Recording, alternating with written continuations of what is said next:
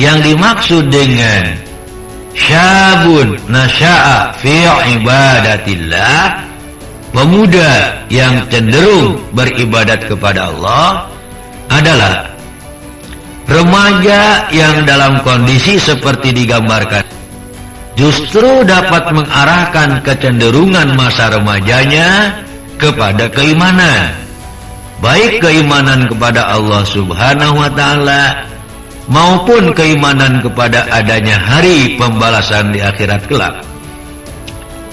Kemudian akibat keimanan itu lalu dimanifestasikan, diaktualisasikan, diwujudkan dengan pelbagai bentuk kegiatan ibadah secara luas, yang langsung maupun yang tidak langsung, ibadah mahdhah atau ghair mahdhah.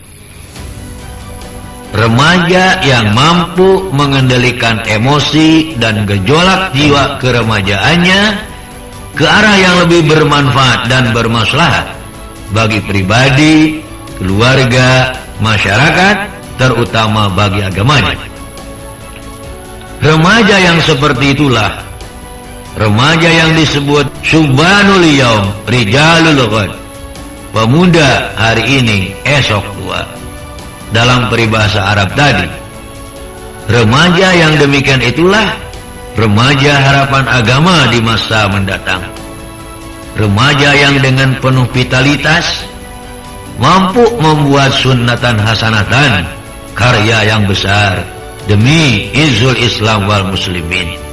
Bukan remaja yang hanya pandai membangga-banggakan kejayaan nenek moyangnya di masa silam.